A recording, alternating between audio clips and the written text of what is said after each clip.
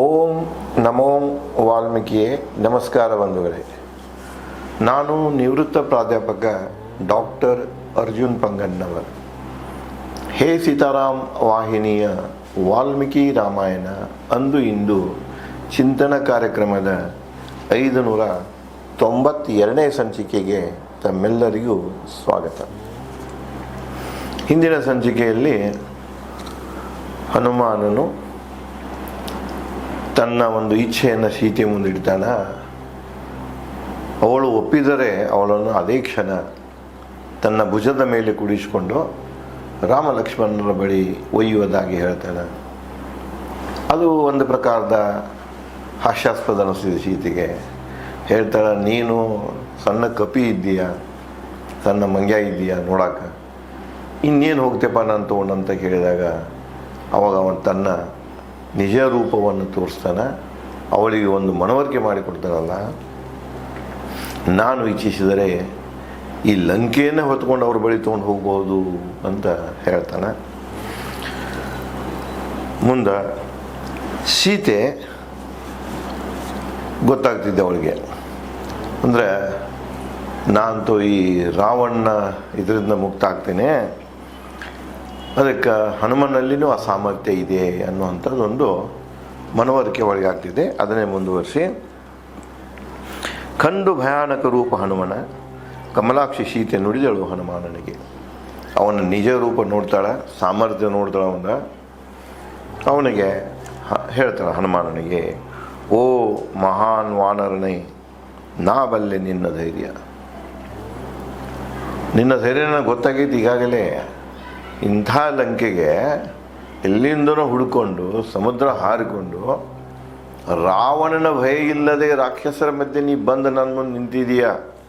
ಇದೇ ದೊಡ್ಡ ಸಾಕ್ಷಿ ನಿನ್ನ ಧೈರ್ಯದ. ನಿನ್ನ ಧೈರ್ಯ ನನಗೆ ಗೊತ್ತಿದೆ, ನಿನ್ನ ಪರಾಕ್ರಮ ನನಗೆ ಗೊತ್ತಿದೆ. ಜ್ವಾಲೆಯಂತಹ ತೇಜ, ಈಗ ನೋಡಿದ ನಿನ್ನ ರೂಪವನ್ನು, ಜ್ವಾಲೆ ಹೇಗೆ ಉರಿ ನಾಲಿಗೆ ಇದೆಯಲ್ಲ ಸಮೀಪ ಬಂದದನ್ನು ಸುಡ್ತದಲ್ಲ, ಆ ರೀತಿ ನಿನ್ನ ತೇಜನ್ನು ಕೂಡ ನಾನು ನೋಡಿದೆ. ಓ ವಾನರ ಪುಂಗವ, ವಾನರ ಶ್ರೇಷ್ಠನೇ, ವಾನರ ಪುಂಗವನೇ, ಸಾಧ್ಯವೇ ಸಾಮಾನ್ಯನಿಗೆ ನೆಲೆಗಾನದ ಸಮುದ್ರ ದಾಟಿ ಬರಲಿ ಭೂಮಿಗೆ. ಅಲ್ಲಪ್ಪ, ಈ ಭೂಮಿಗೆ ಬರಾಕ, ಲಂಕೆಗೆ ಬರಾಕ ನೆಲೆ ಇಲ್ಲದಂತಹ ಸಮುದ್ರ, ಅಂತಹ ಸಮುದ್ರವನ್ನು ದಾಟಿ ಇಲ್ಲಿ ಬಂದದ್ದಂದ್ರೆ, ಈ ಭೂಮಿಗೆ ಬಂದದ್ದಂದರೆ ಅದನ್ನು ಸಾಮಾನ್ಯರಿಗೆ ಅದು ಸಾಧ್ಯವೇ? ಅಸಾಮಾನ್ಯರಿಗೆ ಮಾತ್ರ ಇದು ಸಾಧ್ಯ. ನೀನೊಬ್ಬ ಅಸಾಮಾನ್ಯ ಇದ್ದೆ ಅಂಥೇಳಿ ನಿನ್ನ ಈ ಒಂದು ಉಪಸ್ಥಿತಿ ಏನಿದೆಯಲ್ಲ ಅದೇ ಹೇಳ್ತಾ ಇದೆ. ಎನ್ನ ಹೊತ್ತೊಯ್ಯುವ ಸಾಮರ್ಥ್ಯ ನಿನ್ನಲ್ಲಿದೆ, ಅಲ್ಲೇನು ಸಂದೇಹ ಇಲ್ಲ. ನಾನು ನಿನ್ನ ಭುಜದ ಮ್ಯಾಗ ಕೂಡುತ್ತಳ ಇಲ್ಲ, ನೀನು ತೊಗೊಂಡೇನು ಮಾಡ್ತೀಯ? ಇವ್ರಿಗೆ ಯಾರಿಗೂ ಗೊತ್ತಿಲ್ದಾಕ ಒಂದು ವೇಳೆ ಇವ್ರು ಬೆನ್ನ ಹತ್ತಿರೂ ಸಹಿತ ಇವ್ರನ್ನ ಎದುರಿಸುವಂಥ ಸಾಮರ್ಥ್ಯ ನಿನ್ನಲ್ಲಿದೆ. ನಾನು ತೊಗೊಂಡು ನೀನು ರಾಮ ಲಕ್ಷ್ಮಣನ ಬಳಿ ಇಳಿಸ್ತೀಯ. ಅದು ನನಗೆ ಗೊತ್ತಾಯಿತು, ಮನವರಿಕೆ ಆಯಿತು. ಆದರೆ ಭಂಗ ಆಗಬಾರದು ರಾಮನುಪಾಯ.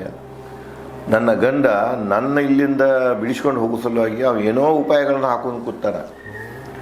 ನೀ ಸುದ್ದಿ ತರಕ್ಕೆ ಬಂದವ, ನೀನು ಸುದ್ದಿ ತೊಗೊಂಡು ಹೋಗಕ್ಕೆ ಬಂದವ, ನೀನು ನನ್ನ ತೊಗೊಂಡು ಹೋಗಿಬಿಟ್ಟೆ ಅಂದ್ರೆ ಅವನು ಉಪಾಯಗಳು ಭಂಗಾಗ್ತಾವ. ನೋಡಿ ಎಷ್ಟು ಜಾನ್ಮೆಯಿಂದ ಸೀತೆ ಅವನಿಗೆ, ಹನುಮಾನನಿಗೆ ಮನವರಿಕೆ ಮಾಡೋಕ್ಕೆ ಪ್ರಯತ್ನ ಮಾಡ್ತಾ ಇದ್ದಾಳೆ. ಅವನು ಹೇಳ್ತಾನೆ, ನನ್ನ ಗಂಡ ಈಗಾಗಲೇ ನನ್ನ ಬಿಡಿಸ್ಕೊಳ್ಳೋ ಅಂತ ಯಾವುದೋ ಉಪಾಯಗಳನ್ನ ಹಾಕಿರ್ತಾನೆ, ನೀನು ನನ್ನ ತೊಗೊಂಡು ಹೋದೆ ಅಂದರೆ ಅವನು ಉಪಾಯಕ್ಕೆ ಅದು ಏನಾಗ್ತದೆ, ಅಡ್ಡಿ ಆಗ್ತದೆ, ಭಂಗ ಆಗ್ತಿದೆ. ಓ ನಿಷ್ಕಲಂಕ ವಾನರ ಶ್ರೇಷ್ಠನೇ. ಶಬ್ದಗಳು ಹೆಂಗದ ನೋಡ್ರಿ, ನಿಷ್ಕಲಂಕ. ಹನುಮ ಒಬ್ಬ ಸ್ತ್ರೀಯನ್ನು ಹೊತ್ಕೊಂಡು ಹೋಗೋದು, ಇಲ್ಲಿ ಪದೇ ಪದೇ ಅಡ್ಡ ಬರೋದಂದ್ರೆ ಪರಪುರುಷರ ಸ್ಪರ್ಶ. ಹನುಮನ ಮ್ಯಾಗ ಕೊಂಡುದು ಅದು ಒಂದು ಸ್ಪರ್ಶನ. ಅದು ಅದಕ್ಕೆ ಹೇಳು ಪೂರ್ವದಲ್ಲಿ ಹೇಳ್ತಾಳಕ್ಕೆ, ನೀನು ನಿಷ್ಕಲಂಕ ಇದ್ದೀಯಾ.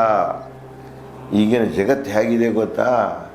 ಯಾವುದೇ ಒಬ್ಬ ಪರಸ್ತ್ರೀ ಮುಂದೆ ಹಾದಿ ಹೋದ್ರೆ ಸ್ವಲ್ಪ ಅವಳು ಏನಾದ್ರು ಸ್ಪರ್ಶ ಆಯ್ತಂದ್ರೆ ಏನೇನೋ ಕನಸು ಕಾಣ್ತಾರೆ. ಅಂಥ ಸ್ಪರ್ಶಗಳನ್ನು, ನೋಟಗಳನ್ನು ಪಡೀಲಿಕ್ಕೆ ಅವರ ಮನಸ್ಸು ಹಾತುರ್ತಾ ಇದೆ. ಅಂದರೆ ಮನಸ್ಸು ನಿಷ್ಕಲಂಕ ಇರುವುದಿಲ್ಲ, ಕುಲುಷಿತ ಮನಸ್ಸಿರ್ತದೆ, ಕಾಮುಕ ಮನಸ್ಸಿರ್ತದೆ.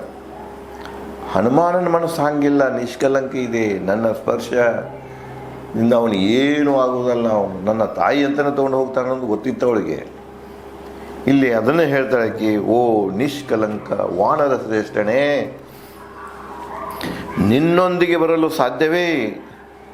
ಆಶ್ಚರ್ಯವನ್ನು ವ್ಯಕ್ತಪಡಿಸ್ತಾಳೆ. ನಿನ್ನೊಂದಿಗೆ ಬರೋಕ್ಕೆ ನನಗೆ ಸಾಧ್ಯನಾ? ಸಹಿಸಲಾರೆ ನಾನು ನಿನ್ನ ವೇಗದ ಗಾಳಿ ಒತ್ತಡ. ಈಗ ಸೀತೆಗೆ ಏನಾಗಿರ್ಬೇಕಾಗಿರ್ತಂದ್ರೆ, ಹನುಮ ಇಚ್ಛಾ ಮಾಡಿದರೆ, ಸೀತೆ ಇಚ್ಛಿಸಿದ್ರೆ, ಒಪ್ಪಿಗೆ ಕೊಟ್ಟರೆ ಒಂದು ಕ್ಷಣ ತೊಗೊಂಡು ಹೋಗ್ತಾನೆ ಭುಜಂಗ ಕುಣಿಸ್ಕೊಂಡು. ಬಟ್ ಇದನ್ನು ಅವಾಯ್ಡ್ ಮಾಡಬೇಕಾಗಿದೆ ಸೀತೆಗೆ. ಅಂದರೆ ಹನುಮಾನನ ಜೊತೆಗೆ ಹೋಗಬಾರ್ದು. ಹೆಣ್ಣಿನಲ್ಲಿ ಒಂದು ದೃಢ ಸಂಕಲ್ಪ ಇರ್ತದೆ, ಸೇಡು ಇರ್ತದೆ. ಹೆಣ್ಣಿನ ಸೇಡು ಭಾಳ ಕೆಟ್ಟ. ಯಾವ ರೀತಿ ಹೆಣ್ಣಿನ ಕಣ್ಣೀರು ಜಗತ್ತಿಗೆ ಪ್ರಳಯಕಾರಿ ಆಗ್ತದನ, ಅದೇ ಪ್ರಕಾರ ಅವಳು ಸೇಡು ಕೂಡ ಪ್ರಳಯನ ತರ್ತದೆ. ಮಹಾಭಾರತದಲ್ಲಿ ನೋಡಿರಿ, ಅಷ್ಟೆಲ್ಲ ಇತಿಹಾಸಕ್ಕೆ ಬಂದು ನೋಡಿ ನೀವು, ಅಲ್ಲೆಲ್ಲಿ ಇತಿಹಾಸ ಆಗ್ಯಾವ, ಯುದ್ಧಗಳಾಗ್ಯಾವ. ಅದು ಹೆಣ್ಣಿನ ಶೇಡ್ನಿಂದ ಆಗಿರ್ತದೆ, ಇಲ್ಲಂದರೆ ಹೆಣ್ಣಿನ ಕಣ್ಣೀರಿನಿಂದ ಆಗಿರ್ತದೆ. ಅದು ಪ್ರತಿಯೊಂದು ಈ ವಿನಾಶದ ಘಟನೆಗಳ ಹಿಂದೆ ಅಥವಾ ಪರಿವರ್ತನೆಯ ಹಿಂದೆ, ಇಲ್ಲಿ ಅಜಾತಶತ್ರುವಿನ ಪರಿವರ್ತನೆಯ ಹಿಂದೆ ಒಬ್ಬ ಹೆಣ್ಣು ಮಗಳ ನರ್ತಿಕಿನೇ ಕಾರಣ ಇರ್ತಾಳೆ. ಅವನು ಬೌದ್ಧ ಧರ್ಮ ಸ್ವೀಕಾರ ಮಾಡಿ ಎಲ್ಲ ಯುದ್ಧವನ್ನು ತ್ಯಾಗ ಮಾಡಿ ಬೌದ್ಧ ಧರ್ಮ ಸಮಕಾಲೀನವ. ಹೀಗೆ ಅಲ್ಲೆಲ್ಲನೇ ಹೆಣ್ಣಿನಿಂದನೇ ಎಲ್ಲ ಆಗಿದ್ದದ್ದು. ಅದನ್ನು ಇಲ್ಲಿ ಹೇಳ್ತಾರವರು, ನಿನ್ನೊಂದಿಗೆ ಬರಲು ಸಾಧ್ಯವೇ? ನಾನು ನಿನ್ನ ಕಡೆ ಬರೋಕ್ಕೆ ಸಾಧ್ಯನೇ ಇದೆ. ಯಾಕಂದರೆ ನನಗೇನಾಗಬೇಕಿತ್ತು, ರಾವಣ ಏನು ಮಾಡಿದಾನಲ್ಲ, ನನಗೆ ನಾವು ಅವಮಾನ ಮಾಡ್ಯಾನಲ್ಲ, ಅವನು ಹತ್ಯೆ ಮಾಡ್ದೆ ಅಂದರೆ ನನ್ನ ಗಂಡನನ್ನು ರಾವಣನ ಕೊಂದ ತೊಗೊಂಡು ಹೋಗ್ಬೇಕನ್ನುವಂಥ ಅವಳಲ್ಲಿ ಶೇಡಿರ್ತದೆ. ಅದು ಅವಳನ್ನ ಕಾಣಿಸ್. ಯಾವ ರೀತಿ ದ್ರೌಪದಿ ಅವ್ರನ್ನೆಲ್ಲ ನಾಶದ ಸೇಡು ಹೊಂದಿರ್ತಾಳೆ, ಸೀತೆ ಇಲ್ಲಿ ರಾವಣ ನಾಶದ ಸೇಡನ್ನು ಹೊಂದಿರ್ತಾಳೆ.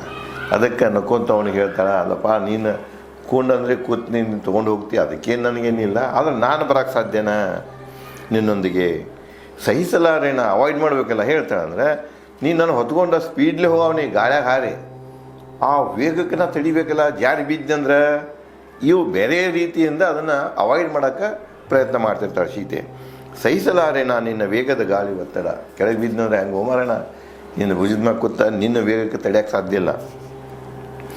ಆಕಾಶದಲ್ಲಿ ಹಾರುವಾಗ ಬೀಳಬಹುದು ನೀ ತೊಗೊಂಡು ಹಾರ್ತಾ ಹೋಗೋ ಕಾಲಕ್ಕೆ ನಾನೇನು ಮಾಡ್ಬೋದು, ನಿನ್ನ ವೇಗ ತಡೀಲಾರ್ದ ಕೆಳಗೆ ಬೀಳಬಹುದು. ಸಮುದ್ರಕ್ಕೆ ನಿನ್ನ ವೇಗಕ್ಕೆ ಹೆದರಿ ಆಹಾರವಾಗಬಹುದು. ಸಮುದ್ರಕ್ಕೆ ಬಿದ್ದ ನಾನು ತಿಮಿಂಗಲ, ಮೊಸಳೆ, ದೈತ ಜೀವಿಗಳಿಗೆ ಜಲಚರ ಏನಾದವಲ್ಲ, ಪ್ರಾಣಿಗಳೇನಿವೆಯಲ್ಲ, ನಾನು ಮ್ಯಾಗಿಂದ ಸಮುದ್ರದಾಗ ಬಿದ್ದು ಅವುಗಳ ಆಹಾರವಾಗಿ ಹೋಗ್ಬೋದು. ಅದಕ್ಕೆ ಸಾಧ್ಯವಿಲ್ಲ ಅದಂತ ಹೇಳ್ತಾಳೆ ಅವಳು. ಓ ಶತ್ರು ವಂಶಕನೇ, ಅಸಾಧ್ಯ ನನಗೆ ನಿನ್ನೊಂದಿಗೆ ಬರಲು. ಸ್ತ್ರೀ ರಕ್ಷಣೆ ತೊಂದರೆಯಾದೀತು ನಿನಗೆ. ನನಗೆ ನಿನ್ನ ಜೊತೆ ಬರೋಕ್ಕೆ ಸಾಧ್ಯ ಇಲ್ಲ. ಯಾಕಂದರೆ ನನ್ನ ತೊಗೊಂಡು ಹೊಂಟೆ ಅಂದರೆ ಸ್ತ್ರೀ ರಕ್ಷಣೆ ಮಾಡುವುದು ನಿನಗೆ ತೊಂದರೆಯಾಗಬಹುದು. ಇಲ್ಲ ಮತ್ತು ಕೆಲವೊಂದು ಜನ ಬೆನ್ನತ್ತಿ ಬರ್ಬೋದು, ಯುದ್ಧ ಮಾಡ್ಬೋದು, ಅಡೆತಡೆಗಳನ್ನು ಉಂಟು ಮಾಡಬಹುದು. ಅಷ್ಟು ಸುಲಭವಾಗಿ ನಿನಗೆ ಹೋಗಲಿಕ್ಕೆ ಕೊಡದೇ ಇರಬಹುದು. ಆ ಕಷ್ಟವನ್ನು ಕೂಡ ನಾನು ನೋಡೋಕ್ಕೆ ಸಾಧ್ಯ ಇಲ್ಲ. ನೀನು ನನ್ನ ನೊಯ್ದು ಸುದ್ದಿ ತಿಳಿದು ಬೆನ್ನಟ್ಟಿ ಬರಬಹುದು ದುಷ್ಟ ರಾವಣ. ರಾಮ ಎಲ್ಲಿದಾನ ಮತ್ತು ಅಲ್ಲಿ ತನಕ ಬರ್ತಾನೆ, ನಾನು ಹುಡ್ಕೊಂಡು ಬಂದು ಬಿಡ್ತಾನವ. ಏನು ಇಲ್ಲಿ ಯುದ್ಧ ಮಾಡೋದೇನೋ ಅಲ್ಲಿ ಯುದ್ಧ ಮಾಡೋದೇನೋ ಒಂದ. ಅದಕ್ಕೆ ನೀನೇ ನನಗೆ ಕರಿತಾ ಇದ್ದೀಯಲ್ಲ, ನಾ ಬರುವುದಿಲ್ಲ, ನಾ ಇಲ್ಲೇ ಇರ್ತೇನೆ. ರಾಮ ಬಂದ ರಾವಣನ ವಧೆ ಮಾಡಿ ನಾನು ತೊಗೊಂಡು ಹೋಗಲಿ ಅನ್ನೋ ಒಂದು ಹಠವನ್ನು ಇಲ್ಲಿ ಪ್ರಕಟ ಮಾಡ್ತಿರ್ತಾಳೆ. ಗಂಡಾಂತರ ನನ್ನೊಯ್ಯುವ ಕಾರ್ಯ ನಿನಗೆ ಮುತ್ತುವರು ನಮ್ಮನ್ನು. ನಿನಗೆ ನಾನು ತೊಗೊಂಡು ಹೋಗೋದು ಗಂಡಾಂತರ ಕಾರ್ಯ. ನೀವು ತೊಗೊಂಡು ಹೋಗೋ ಸುದ್ದಿ ಗೊತ್ತಾಯ್ತು ಅಂದರೆ ಈ ರಾಕ್ಷಸ ಸೈನ್ಯ ಬಂದ ನಮ್ಮನ್ನು ಸುತ್ತುವರಿತಾರೆ. ಶೂರ ರಾಕ್ಷಸರು ಆಯುಧಗಳಿಂದ. ರಾಕ್ಷಸರಲ್ಲಿಯೂ ಮಹಾಪರಾಕ್ರಮಿಗಳಿದ್ದಾರೆ. ತಮ್ಮ ವಿಚಿತ್ರ ಆಯುಧಾಸ್ತ್ರಗಳನ್ನು ತಗೊಂಡು ನಮ್ಮನ್ನು ಸುತ್ತುವರಿಯಬಹುದು, ನಿನಗೆ ತೊಂದರೆ ಕೊಡಬಹುದು. ಬೆನ್ನಟ್ಟುವರು ಆಯುಧಗಳೊಂದಿಗೆ. ರಾಕ್ಷಸರು ಆಕಾಶದಲ್ಲಿ, ಅವರು ಕೂಡ ಆಕಾಶದಲ್ಲಿ ಹಾರುವ ಶಕ್ತಿಯನ್ನು ಹೊಂದ್ಯಾರ, ಸಾಮರ್ಥ್ಯವನ್ನು ಹೊಂದ್ಯಾರ. ನೀ ಹಂಗೆ ಹಾರು ಹೋಗ್ತಿರ್ತೀಯಲ್ಲ, ಅದೇ ಪ್ರಕಾರ ಅವರು ಆಯುಧಗಳನ್ನು ಹಿಡ್ಕೊಂಡು ಹಾರಿ ನಮ್ಮನ್ನು ಮುತ್ತಿಗೆ ಹಾಕಬಹುದು. ನಿರಾಯುಧ ನೀನು, ನಿನ್ನಲ್ಲಿ ಆಯುಧ ಇಲ್ಲ. ನೋಡ್ರಿ, ಇನ್ನೊಂದು ಎಷ್ಟು ಸ್ಪಷ್ಟವಾಗಿ ಹೇಳ್ತಿದೆ ವಾಲ್ಮೀಕಿ ರಾಮಾಯಣ. ಈಗ ನೀವು ಎಲ್ಲ ಕತೆ ಕಾದಂಬರಿಗಳು ನೋಡ್ರಿ, ಸಿನಿಮಾ ನೋಡ್ರಿ, ಯಾವ್ಯಾವ ಮಹಾಕಾವ್ಯಗಳನ್ನೆಲ್ಲ ರಾಮ ಅಂದರೆ ವಾಲ್ಮೀಕಿ ಮೂಲ ಇಟ್ಕೊಂಡು ಯಾರು ಬರ್ದಲ್ಲ, ಎಷ್ಟು ಎಷ್ಟು ಪ್ರಕ್ಷೇಪಗಳದಾವು, ಮಾರ್ಪಾಡುಗಳದಾವ ನೋಡ್ರಿ. ಸೀತೆಯನ್ನು ತರಕ್ಕೆ ಹೋಗ್ಬೇಕಾದ್ರೂ ಕೈಯಾಗ ಗದ ಹಿಡ್ಕೊಂಡು ಹೋಗಿರ್ತಾನೆ. ಹನುಮಾನ್ ಅಂದರೆ ಗದ ಪಾರ್ಟ್ ಆಫ್ ಅವನ ಇದನ್ನ ಮಾಡ್ಯಾರ, ಬಿಟ್ಟ ಅವಿಭಾಜ್ಯ ಅಂಗ ಮಾಡಿಬಿಟ್ಟಾರ ಅವನ ಗದ. ಇಲ್ಲ, ಇಲ್ಲಿ ಕೈಯಾಗ ಗದ ಇರೋದಿಲ್ಲ. ಸೀತೆ ಹೇಳ್ತಾಳೆ, ನೀನು ನಿರಾಯುಧಿದೀಯಾ, ನಿನ್ನಲ್ಲಿ ಏನೂ ಇಲ್ಲ ಕೈಯಾಗ, ನನ್ನ ಕರ್ಕೊಂಡು ಹೋಗಿ ಬಂದ್ಯಾ ನೀನು ಹೊಂಟೆ ಅಂದ್ರೆ ಅವರೆಲ್ಲ ಆಯುಧ ತೊಗೊಂಡು ಬರ್ತಾರೆ ಅಂದರೆ ಒಂದು ಸ್ಪಷ್ಟ ಆಗ್ತಿದೆಯಲ್ಲ. ಸೀತೆಯನ್ನು ಹುಡುಕಕ್ಕೆ ಹೋದಾಗೂ ಹನುಮಾನನ ಕೈಯಲ್ಲಿ ಗದೆ ಇದ್ದಿದ್ದಿಲ್ಲ. ಗದೆ ಯಾರು ಕೊಟ್ಟರು ನಮ್ಮ ಪದೇ ಪದೇ ಹೇಳ್ತಾ ಇದ್ದೇನೆ, ಯಾವ ಕವಿ ಕೊಟ್ಟರು ಗೊತ್ತಿಲ್ಲ. ಆದರೆ ವಾಲ್ಮೀಕಿ ರಾಮಾಯಣದಲ್ಲಿ ಮಾತ್ರ ಹನುಮನಲ್ಲಿ ಗದೆ ಇಲ್ಲ, ನಾವು ಗದೆಧಾರಕ ಅಲ್ಲ. ಮುಂದೆ ಹೇಳ್ತಾಳೆ, ಬೆನ್ನಟ್ಟೂರು ಆಯುಧಗಳೊಂದಿಗೆ ರಾಕ್ಷಸರು ಆಕಾಶದಲ್ಲಿ ನಿರಾಯುಧ ನೀನು ಹೋರಾಡುವೆ ಹೇಗೆ ಅವರೊಂದಿಗೆ. ಓ ವಾನರ ಶ್ರೇಷ್ಠನೇ, ರಾಕ್ಷಸರೊಂದಿಗೆ ಯುದ್ಧ ಮಾಡುವಾಗ ನಾ ಬೀಳಬಹುದು ಜರಿದು ಸಮುದ್ರಕ್ಕೆ. ನೀನೋ ಹೋರಾಟದಿಂದ, ನೀನು ನಿನ್ನ ಉಗುರುಗಳಿಂದ, ನಿನ್ನ ಬಾಲದಿಂದ, ನಿನ್ನ ಅಂಗಾಂಗಗಳಿಂದ ಅವ್ರುಗಳು ಯುದ್ಧ ಮಾಡಬಹುದು. ಆ ಯುದ್ಧ ಮಾಡುವ ಕಾಲಕ್ಕೆ ನಾನೇನು ಮಾಡ್ಬೋದು, ನೀನು ಭುಜದ ಮೇಲೆ ಕೂತಿರಲ್ಲ, ಜಾರಿ ಸಮುದ್ರಕ್ಕೆ ಬೀಳ್ಬೋದು. ಇದು ಇದೆ. ಸಮುದ್ರಕ್ಕೆ ಬಿದ್ದಂದ್ರೆ ನಾ ಏನಾಗ್ತೀನಿ, ಜಲಚರಗಳ ಜಲಜ ನೀರಿನಲ್ಲಿರುವಂಥ ಪ್ರಾಣಿಗಳಿಗೆ ಆಹಾರವಾಗಿ ಹೋಗ್ತೇನೆ, ನೀ ಬಂದದ್ದು ಮತ್ತು ವ್ಯರ್ಥ ಆಗ್ತಿದೆ ಅಂತ ಹೇಳ್ತಾಳೆ ಅವನಿಗೆ. ಇಲ್ಲವೇ ಕಂಡು ನಾ ಬೀಳುವುದನ್ನು ಪುನಃ ಹಿಡಿದು ನನ್ನ ಒಯ್ಯುವನು ಲಂಕೆಗೆ. ನೀ ಯುದ್ಧ ಮಾಡಿ ಬೆಳೆದಾಗ ನಾ ಜಾರಿ ಕೆಳಗೆ ಬಿದ್ನಿ, ಸಪೋಸ್ ಅದನ್ನು ಏನಾದರೂ ರಾಕ್ಷಸರು ನೋಡ್ರು, ರಾವಣ ನೋಡಿದ್ರೆ ಮತ್ತೆ ನಾನು ಹಿಡ್ಕೊಂಡು ಏನು ಮಾಡ್ತಾರೆ, ಲಂಕೆಗೆ ತೊಗೊಂಡು ಹೋಗ್ತಾರೆ. ಇಲ್ಲವೇ ಕೊಲ್ಲಬಹುದು ನನ್ನ ಬಿಡಿಸಿ ನಿನ್ನ ಕೈಯಿಂದ. ನಿನ್ನ ಕೈಯಿಂದ ನಾನು ಬಿಡಿಸ್ಕೊಂಡು ಅವ್ರು ಏನು ಮಾಡ್ಬೋದು, ನನ್ನನ್ನು ಹತ್ಯೆ ಮಾಡಬಹುದು. ಅನಿಶ್ಚಿತ ಜಯ ಅಪಜಯ ಯುದ್ಧದಲ್ಲಿ. ನೋಡಿ ಇದು ಎಷ್ಟು ಚಂದ ಸ್ಟೇಟ್ಮೆಂಟ್ ಇದೆ. ನಾವು ಯುದ್ಧ ಪ್ರಾರಂಭ ಮಾಡಬಹುದು, ಯುದ್ಧ ಪ್ರಾರಂಭ ಮಾಡುವುದು ಸುಲಭ, ಆದರೆ ಯುದ್ಧ ನಿಲ್ಲಿಸುವುದು, ಯುದ್ಧ ನಿರ್ಧಾರ ನಮ್ಮ ಕೈಯಲ್ಲಿಲ್ಲ. ಯುದ್ಧಕ್ಕೆ ಯಾರು ಹಿಡಿತಾರಲ್ಲ ಅವ್ರ ಕೈಯಾಗಿಲ್ಲ. ಯುದ್ಧದಲ್ಲಿ ಯಾರು ಜಯ ಹೊಂತಾರೋ, ಯಾರು ಅಪಜಯ ಹೊಂತಾರೋ ಅದು ಕೂಡ ಯುದ್ಧನ ನಿರ್ಧಾರ ಮಾಡ್ತಿದ್ದೆ, ಇವರು ನಿರ್ಧಾರ ಮಾಡೋದಿಲ್ಲ. ಅದು ಯುದ್ಧದಲ್ಲಿ ಆದಂಥ ಬೆಳವಣಿಗೆಗಳು ಅದನ್ನು ನಿರ್ಧಾರ ಮಾಡ್ತಾರೆ. ಅದನ್ನೇ ವಾಲ್ಮೀಕಿಯವರು ಹೇಳ್ತಾರೆ, ಅನಿಶ್ಚಿತ ಜಯ ಮತ್ತು ಅಪಜಯ ಯುದ್ಧದಲ್ಲಿ. ಓ ವಾನರನೇ, ಅವಘಡವಾದೀತು ರಾಕ್ಷಸರಿಂದ, ವ್ಯರ್ಥವಾದೀತು ನೀ ಬಂದ ರಹಸ್ಯ ಸ್ಥಾನದಲ್ಲಿಟ್ಟಾರೋ. ಎನ್ನಗೆ ತೊಂದರೆಯಾದತ್ತು ರಾಮ ಲಕ್ಷ್ಮಣರಿಗೆ ಹುಡುಕಲು ಎನ್ನ. ಈಗ ನೀವು ಒಂದು ವೇಳೆ ಅವ್ರನ್ನ ಬಂದು ನನ್ನ ಹಿಡ್ಕೊಂಡ್ರು, ಜಯ ನಿನಗಾಗ್ತಿತ್ತೋ ಎನ್ನ ಅವ್ರಿಗೆ ಆಗ್ತಿತ್ತು ಹೇಳಕ್ಕೆ ಬರೋದಿಲ್ಲ, ಯುದ್ಧದಾಗ ಏನಾಗ್ತಿತ್ತು ಹೇಳಕ್ಕೆ ಬರೋದಿಲ್ಲ. ಒಂದು ವೇಳೆ ನಾವೇನಾದರೂ ನೀ ಸೋತಿ ಅಂದ್ರೆ, ಅವ್ರ ಕೈಯಾಗ ನಾ ಸಿಕ್ಕಿನಿ, ನಾನು ಬಿಡಿಸ್ಕೊಂಡು ಹೋದ್ರಂದ್ರೆ ನನ್ನ ತೊಗೊಂಡು ಹೋಗಿ ಕೊಲ್ತಾರೆ. ಇಲ್ಲಂದ್ರೆ ಎಲ್ಲೋ ಒಂದು ಕಡೆಗೆ ಮತ್ತೊಂದು ರಹಸ್ಯ ಸ್ಥಳದಾಗ ಇಟ್ರಂದ್ರೆ ಅವಾಗ ಏನಾಗ್ತಿದೆ, ರಾಮ ಲಕ್ಷ್ಮಣರಿಗೆ ನನ್ನನ್ನು ಹುಡುಕ್ಲಿಕ್ಕೆ ತೊಂದರೆ ಆಗ್ತಿದೆ. ಅದಕ್ಕೆ ಬೇಡ, ಅದನ್ನು ಮಾಡಬೇಡ ಅಂತ ಹೇಳ್ತಾರೆ.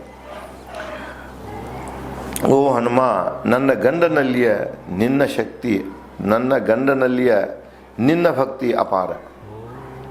ನಿಂದೆಲ್ಲ ಈ ಮಾತುಕತೆಗಳನ್ನು ನೋಡ್ಬೇಕಾರೆ ನನ್ನ ಮೇಲೆ ಇದ್ದಂಥ ನಿನ್ನ ಒಂದು ಅಪಾರ ಮಾತೆಯ ಪ್ರೇಮವನ್ನು ನೋಡಬೇಕಾಗಿದ್ದರೆ ನನಗನ್ನಿಸ್ತಿದೆ ನಿನಗೆ ರಾಮನಲ್ಲಿ ಅಪಾರ ಭಕ್ತಿ ಇದೆ. ಶ್ರೇಷ್ಠ ಭಕ್ತ ನೀನು ರಾಮನ ಶ್ರೇಷ್ಠ ಭಕ್ತ ಯಾರು? ಹನುಮಾನ. ನಿನ್ನ ನಡೆನುಡಿಗಳಿಂದ ನನಗೆ ತಿಳಿದು ಬರ್ತದೆ ನೀನು ನನ್ನ ಗಂಡನ ಅಂದರೆ ರಾಮನ ಶ್ರೇಷ್ಠ ಭಕ್ತ ಇದ್ದೀಯಾ, ಅಪಾರ ಭಕ್ತಿ ಇದೆಯಾ ಅವನ ನಿನ್ನಲ್ಲಿ. ಆದರೆ ನಾನು ಮುಟ್ಟೇನು ದೇಹ ಪರ ಪುರುಷರ ಇಲ್ಲಿ ನಿಜ ಶಬ್ದಕ್ಕೆ ಬರ್ತಾಳೆ. ನೀ ರಾವಣ ಭಕ್ತ, ಒಳ್ಳೆಯ ಮನುಷ್ಯ, ಅಂದರೆ ನಿರ್ಮಲವಾದಂಥ ಮನಸ್ಸನ್ನು ಹೊಂದಿದೆಯಾ. ಆದರೂ ಕೂಡ ನಾನು ಪರಪುರುಷನ ದೇಹವನ್ನು ಮುಟ್ಟೇನು ಅಂಥೇಳಿ ಇದಕ್ಕೆ ಬರ್ತಾಳೆ ಸೀತೆ. ಅದಕ್ಕೆ ನೀನು ಪರಪುರುಷನಾಗ್ತೀಯಾ, ನಿನ್ನ ದೇಹ ಮುಟ್ಟುವುದು ನನಗೆ ಸರಿ ಅನಿಸುವುದಿಲ್ಲ. ನಾನು ವಿವಾಹಿತ ಸ್ತ್ರೀ ಇದ್ದೇನೆ, ಅದಕ್ಕೆ ನಾನು ನಿನ್ನ ಭುಜದ ಮೇಲೆ ಕೂರುವುದಿಲ್ಲ. ನೀ ಕೇವಲ ಸುದ್ದಿ ಹೋಗಿ ಮುಟ್ಟಿಸೋ, ರಾಮನೇ ಬಂದು ರಾವಣ ಕೊಂದು ನನ್ನನ್ನು ಒಯ್ಯಲಿ ಅಂತ ತನ್ನ ಹಠದ ಮಾತುಗಳನ್ನು ಸೀತೆ ಹೇಳ್ತಾಳೆ. ಇದೇ ರೀತಿಯಾಗಿ ಹನುಮ ಮತ್ತೇನು ಪ್ರಯತ್ನ ಮಾಡ್ತಾನೆ ನಾವು ಹೇಳಲಿಕ್ಕೆ, ಸೀತೆ ಏನು ಹೇಳ್ತಾಳೆ, ಯಾವ ಘಟನೆಗಳು ಸಂಭವಿಸ್ತಾವೆ ಅನ್ನೋದನ್ನು ನಾನು ತಮಗೆ ಮುಂದಿನ ಸಂಚಿಕೆಯಲ್ಲಿ ಹಂಚಿಕೊಳ್ಳುವೆ. ಧನ್ಯವಾದಗಳು.